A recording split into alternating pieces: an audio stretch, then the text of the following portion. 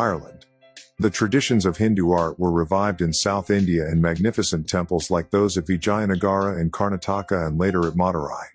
In the north, the old purely Hindu miniature painting tradition burst into a final flowering in 17th century Pahari and Rajput art. Islamic art and architecture had been steadily spreading across northern and central India for centuries before the Mughal Persian-Indian dynasty rose to power in Delhi. The Mughals began to reshape the landscape by building elegant palaces, new cities, and imperial tombs. These new developments drained much of the artistic resource from traditional Hindu art forms. However, in the south of India, beyond the reach of Delhi, the tradition of sculptured Hindu temple art continued to thrive in the 17th and 18th centuries. Sacred art. Among the devotional cults that flourished, many focused on Krishna, the powerful, playful, and amorous avatar, human incarnation, of Vishnu, while some were devoted to Hanuman, the monkey general who helped Rama, another Vishnu avatar, recover his wife Sita from the demons on Sri Lanka. At festivals, the major deities were installed in carriages and drawn through the streets. An innovation was carving portraits of donor kings in the carriage hall to greet the deities as they exited and returned to the temple. Further north, under the sway of the Mughals, Hindu sacred art still prospered in a tradition of miniature painting that hailed back to the illustrated covers of sacred palm leaf manuscripts. As tradition blossomed among the small independent states below the Himalayas into lyrical, bucolic paintings of fresh, vital color and simple design known as Pahari and Rajput painting. Vitala Temple Vijayanagara, often known by its Sadar name Hampi, developed into the greatest capital in the south of India. Its scores of well-preserved temples and palaces make it one of the most important art and architectural sites in modern India. 16th century, stone, Hampi, Karnataka, India. Hindu art. Indian temple art. Kerala, c. 1790, Tamil Nadu, c. 1750. In the far south, the final wave of southern Hindu temple building was often centered on the revived cult of Vishnu and his avatars, human incarnations. After the Muslim kingdoms of the Deccan Plateau crushed Vijayanagara in the west, their viceroys further south in Madurai proclaimed the independent Nayaka dynasty. In the 17th century they constructed large complexes with multiple sanctuaries behind multi-tiered ornate gateways. The gaudy colors of the gateways, or gopuras, and the somewhat muscled form of the deities indicate a more popular art than the graceful forms of deities achieved in the smaller Hindu temples of earlier centuries. The monkey general Hanuman would usually be housed in a shrine outside Vishnu's main sanctuary, but in the southern state of Kerala he often stands alone as a monumental statue to ward off evil spirits. In Trivandrum, he is honored with his own temple. Sri Hanuman Temple. Hanuman, the monkey general, is given prominence on the roof of his own temple in the center of Trivandrum. 1808, Trivandrum, Kerala, India. Meenakshi Temple. One of the giant, elaborately sculpted gopuras, gateways, teeming with deities at Meenakshi, the great temple at Madurai, which was the principal shrine of the Nayaka emperors in the 18th century, Madurai, Tamil Nadu, India. Closer look. Shiva and Parvati. Shiva and his consort Parvati are depicted here in painted stone on the exterior wall of the southern gopura of the Meenakshi temple. They are riding Shiva's white bull, Nandi the Happy One, who is a symbol of fertility.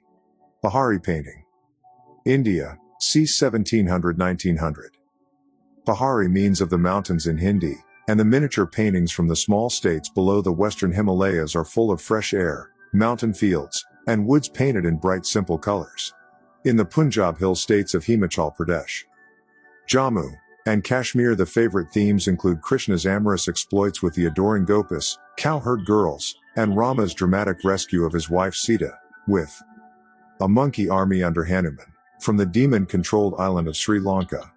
Such marvelous narratives were underpinned by a passionate devotion to the universal Hindu gods, especially Krishna, in a growing religious pilgrimage movement. The origin of the Pahari genre remains mysterious. It suddenly appeared as a mature style in the mid-17th century and seems to owe something to the color and space already present in the art of the Rajasthani plains. When Delhi was sacked in 1739, Pahari art was boosted by the arrival of artists from the Mughal court, and the hill art blossomed into India's last pure Hindu art before the intrusion of European aesthetics that occurred in the 19th century. Krishna steals the clothes of Gopis in this illustration from the Bhagavata Purana. Krishna steals the clothes of the Gopis as they bathe at sunrise. The Gopis are painted in flowing lines with charming naturalism as they emerge shyly and gracefully from the river. 1780, watercolor, 27.5 by 35.5, National Museum of India, New Delhi, India. Krishna fluting for Gopis and cows. Krishna is depicted standing on a giant lotus flower that shows his divine nature. He plays his flute between two trees and brings the cows and Gopis, each holding a lotus blossom in their hand to swoon. 1700, watercolor and silver on paper, 16 by 24.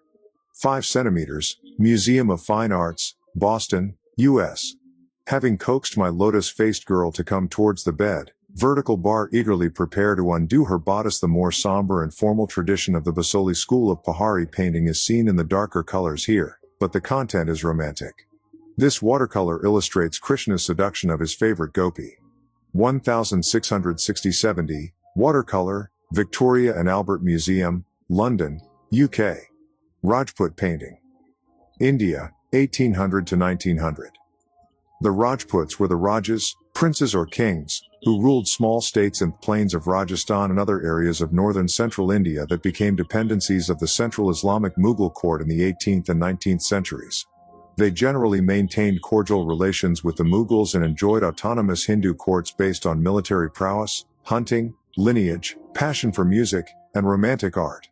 Also important was a devotion to the Hindu gods, especially Krishna, the enticing and powerful human form of Vishnu, enacting his romance with Radha, a cowherd who rejected her husband in favor of Krishna. In their erotic entanglement, Radha represents the human soul uniting with Krishna as the Godhead. Epics and scriptures were no longer the preserve of the Brahmins and entered mainstream daily life through popular bhakti devotional cults. Rajput art also benefited from the dispersal of the artists of Mughal Delhi in the 18th century, but whereas Mughal art was always realistic and politicized, Rajput and Pahari art was suffused with poetic metaphor and religious symbolism. The fight between Arjuna and Karna. The desert of Rajasthan shows through in the hot pink terrain of this battle between Arjuna and Karna from the Indian epic the Mahabharata. Dead soldiers and horses are heaped in the foreground in this painting from Bundi or Kota. C. 1740, watercolor and gold on paper, 28.3 by 36.7, Museum of Fine Arts, Boston, U.S. Prince hunting antelope and boar after imperial service, art, fashion, and religion. The pastime of the Rajputs was hunting. Here, a prince in a chariot hunts abundant antelope and boar in an idealized and luminous landscape of rolling green hills. C. 1810, watercolor, 20.6 by 27. 6 centimeters, Museum of Fine Art, Boston, U.S. Closer look. Country life. The high walls of the city behind the hunting scene remind the viewer that the idyllic Rajput country life, imitating the grand style of the fabulous Mughal court in Delhi, was buttressed by a standing army for local feuds and strong defenses.